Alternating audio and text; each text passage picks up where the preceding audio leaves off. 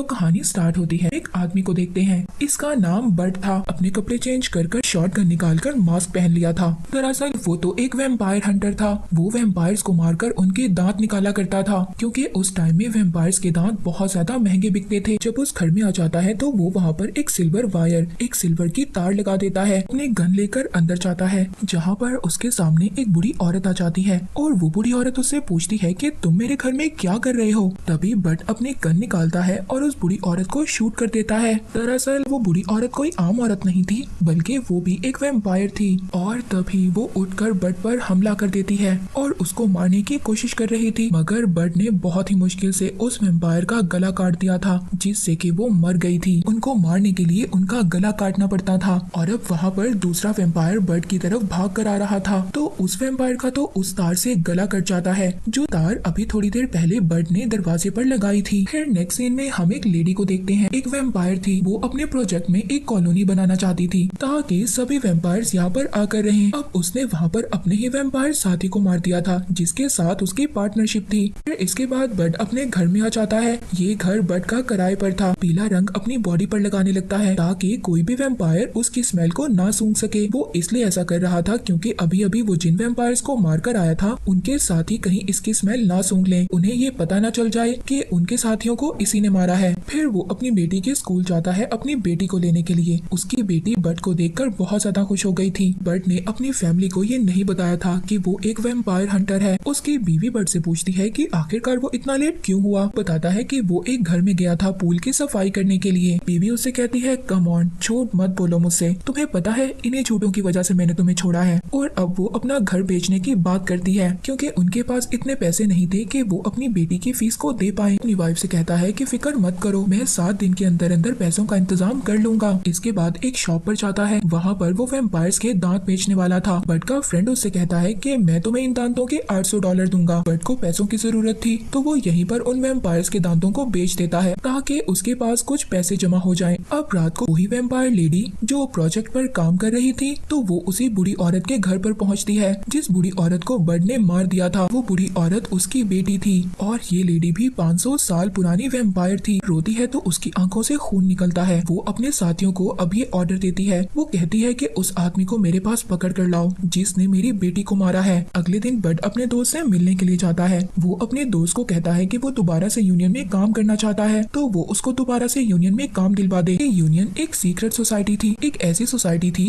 ये अपने एम्प्लॉयज को वैम्पायर्स को मारने के लिए भेजा करते थे। उसका दोस्त उसको यूनियन के अंदर ले जाता है। बट के दोस्त का नाम जॉन था। वो अपने ऑनर से जाकर कहता है कि वो बट को एक और चांस दे। जॉन की यूनियन में बहुत ज्यादा इज्जत थी, क्योंकि वो एक बहुत पुराना हंटर था। वहाँ पर अब जो ऑनर था वो बट को उसकी गलतियां गिनवाने लगता है। वो बताता है कि तुम जानते हो तुमने पहले वैम्पायर्स को मारने के लिए कितने ज्यादा रूल्स को तोड़ा था और यही वजह थी तुम्हें इस यूनियन से निकाल दिया गया था। मगर अब वो बट के दोस्त जॉन के कहने पर उसको रख लेता है और कहता है कि अगर तुमने दोबारा कोई गलती की तो मैं फौरन तुम्हें काम से निकाल दूंगा। उसका ऑनर बट को डे शिफ्ट देता है, यानी कि उसने अब दिन में वैम्पायर्स को मारना होगा। फिर इसके बाद बट काउंटर पर जाता है। वो वहाँ पर जाकर उन वैम्पायर्स के दांत बेचता है। जो आदमी काउंटर पर बैठा हुआ था पहले वो बट को पैसे देता है और फिर वही पैसे अपने पास रख लेता है, क्योंकि बट पर यूनियन कंपनी का भी बहुत ज्यादा उधार था। अब उसके पास उसका ऑनर आता है और कहता है कि यही तुम्हारा पार्टनर है और इसी के साथ अब तुमने काम करना है। इसके बाद वो दोनों एक बेबी वैम्पायर का पीछा करते हैं। बट अपने पार्टनर को बताता है कि ये बेबी वैम्पायर है,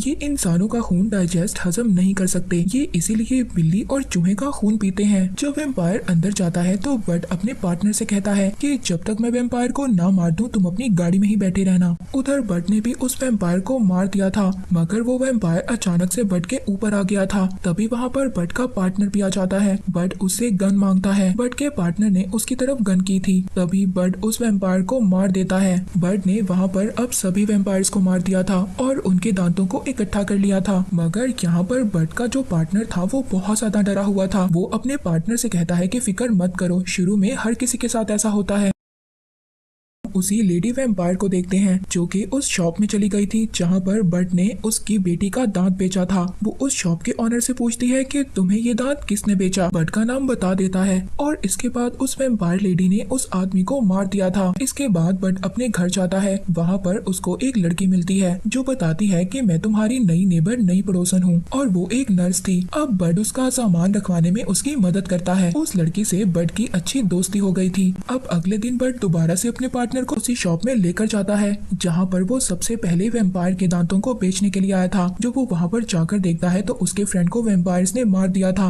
और उसको ये भी पता चलता है कि अब वैम्पायर्स को उसका नाम भी पता चल गया है। तभी जो बट का पार्टनर था वो कहता है कि हमें यूनियन को इस बात की खबर करनी होगी। बट कहता है कि अभी ऐसा कुछ मत करो, अगर तुमने ऐसा किया तो मैं पैसे कभी भी नहीं कमा सकता, यूनियन वाले मुझे निकाल देंगे और फिर मैं अपनी बेटी की फीस कैसे दे पाऊंगा। मैं ये सब कुछ अपनी बेटी की फीस देने के लिए कर रहा हूँ और जब मैं अपनी बेटी की फीस को जमा करवा दूंगा तब तो मेरी कंप्लेन कर सकते हो। ये सब बातें सुनकर उसके पार्टनर का दिल पिघल गया था और वो कहता है कि ठीक है, मैं यूनियन को ऑनर को कुछ भी नहीं बताऊंगा। अगले दिन बट को खबर मिलती है कि वैली के अंदर बहुत सारे वैम्पायर्स हैं। ये सुनकर वो अपने पार्टनर को लेकर उसी वैली में पहुंच जाता है। वहाँ पर जब वो जाकर देखता है तो वहाँ पर 2 और हंटर्स थे जो वैम्पायर्स को मारने के लिए आए थे। बट उन हंटर्स से कहता है कि वो वैम्पायर्स हमारा शिकार है, इसीलिए तुम लोग यहाँ से चले जाओ। वो दोनों हंटर्स बट को ऑफर करते हैं कि हम इकट्ठे होकर वैम्पायर्स को मारेंगे और उनके दांत बेचकर हमें जितने भी पैसे मिलेंगे वो हम आधे आधे बांट लेंगे। बट उन दोनों हंटर्स की बात मान लेता है।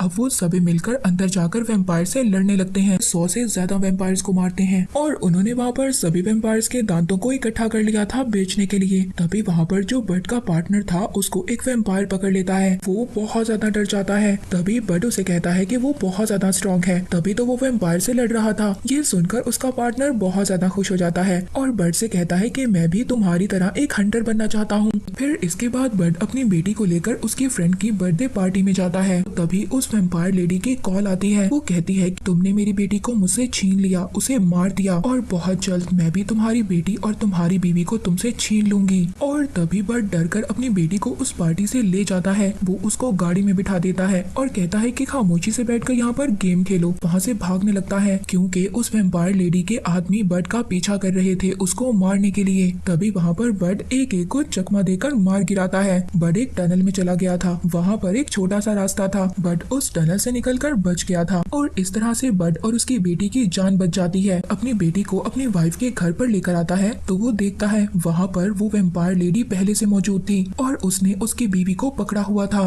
बट की वाइफ उससे पूछती है कि आखिरकार की सब कुछ क्या हो रहा है। तभी बट अपनी वाइफ को अपनी सच्चाई बताता है। कहता है कि वो एक वैम्पायर हंटर है और वो वैम्पायर्स को मारकर उनके दांत निकाल लेता है और यहाँ पर ये जितने भी लोग हैं सभी वैम्पायर्स हैं और ये मुझसे बदला लेने के लिए आए हैं। वो वैम्पायर लेडी बट से कहती है कि तुमने मेरी बेटी को मारा है और अब मैं तुम्हारी बेटी को वैम्पायर बना दूंगी, जिसके बाद तुम्हारी बेटी अपनी माँ का खून पिएगी और तभी तुम्हें एहसास होगा कि किसी अपने को खोने से कितना ज्यादा दुख होता है। बट वहाँ पर अपने पार्टनर को भी देखता है जिसको इन्होंने काट लिया था। वो बट पर हमला कर देते हैं। बट वहाँ पर बेहोश हो गया था। वो लेडी वैम्पायर और उसके साथी उसकी बीवी और उसकी बेटी को लेकर वहाँ से चले गए थे। बट को जब होश आता है तो वो अपने सामने अपने पार्टनर को देखता है। पार्टनर उससे कहता है कि अब वो वैम्पायर बन चुका है और उसको खून चाहिए। बट कहता है कि हमें जल्दी यहाँ से निकलना होगा। अब बट उसी लड़की के पास जाता है जो उसके नेबर में रहती थी। वो उससे कहता है कि तुमने मुझे धोखा क्यों दिया। अब वो लड़की बट को उस लेडी वैम्पायर के बारे में बताती है कि उस वैम्पायर ने मुझे जबरदस्ती वैम्पायर बना दिया और अपना गुलाम बनाकर रखा, लेकिन अब मैं तुम्हारे साथ हूँ और उससे बदला लेना चाहती हूँ। तभी वो वहाँ पर बट के पार्टनर को पीने के लिए खून भी देती है।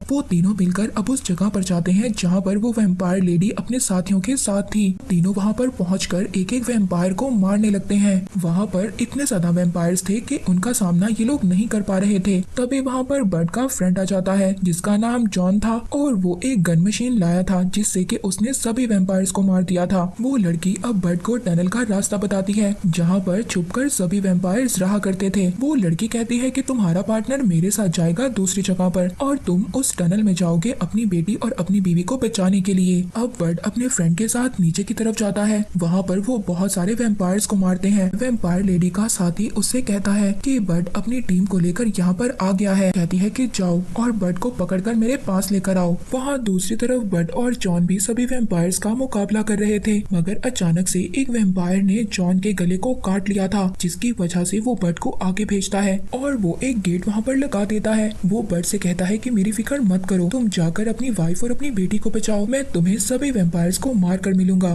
बर्ड अपने दोस्त जॉन की बात सुनकर वहाँ से चला गया था। जब बर्ड वहाँ से जा रहा था तभी उसके दोस्त की गन में बुलेट्स खत्म हो जाती हैं। वो वहाँ पर अपना बॉम्ब निकालता है जो उसने अपने कपड़ों के साथ बांधा हुआ था। तभी वो उस बॉम्ब को ब्लास्ट कर देता है। उस वैम्पायर लेडी का साथी भी बर्ड को पकड़ने के लिए आ गया था, मगर तभी वहाँ पर वो नेबर लड़की और बर्ड का पार्टनर दोनों उसे मिलकर मार देते हैं। बर्ड अब उस वैम्पायर लेडी के पास आ गया था। वो उसको शूट करता है, मगर वो इतनी ज्यादा फास्ट, इतनी ज्यादा तेज थी कि वो उसको नीचे गिरा देती है। अब वो वैम्पायर लेडी जब बर्ड को मारने वाली थी तभी उसकी वाइफ एक लकड़ी से उसकी कमर पर वार करती है, जिससे कि वो थोड़ी सी जख्मी हो जाती है, मगर उसे कुछ भी नहीं होता। अब बर्ड उठता है और अपनी गन से उस पर शूट करता है, मगर वो अपने दांतों से उस बुलेट को पकड़ लेती है। बर्ड उस वैम्पायर लेडी को देखकर हैरान हो गया था। अब वो वैम्पायर लेडी आगे बढ़ती है बर्ड को मारने के लिए। तभी उस वैम्पायर लेडी का गला कट गया था, जिससे कि वो मर जाती है, क्योंकि बर्ड ने वहाँ पर उसको शूट करने से पहले सिल्वर की वायर लगा दी थी और अब वो लेडी वैम्पायर मर चुकी थी। इसके बाद बर्ड अपनी वाइफ और अपनी बेटी को लेकर बाहर निकलता है। तभी वो लड़की जो बर्ड की नेबर थी वो कहती है कि हम ये जंग जीत चुके हैं। इसके बाद बर्ड वहाँ पर अपने फ्रेंड जॉन का हेड उठाता है और अपने पार्टनर को देता है। कहता है कि तुम भी इसी की तरह बहादुर बनोगे। अब वो सब लोग बाहर निकलते हैं। वहाँ पर बाहर यूनियन कंपनी का मालिक आया था। वो ऑनर उनसे कहता है कि तुमने रूल्स को तोड़ा है, मगर यहाँ पर बर्ड का पार्टनर जो इसी ऑनर ने बर्ड के साथ रखा था वो कहता है हमने कोई भी रूल्स को नहीं तोड़ा, बल्कि हमने बर्ड की वाइफ और उसकी बेटी को बचाने के लिए ये सब कुछ किया था। ये सब बातें जब ऑनर सुनता है तो उनको कुछ भी नहीं कहता और वो वहाँ से चला जाता है। बर्ड की वाइफ उससे कहती है कि अच्छा ये सच था जो तुम मुझसे छुपा रहे थे, चलो मैंने तुम्हारे सारे झूठों को माफ कर दिया।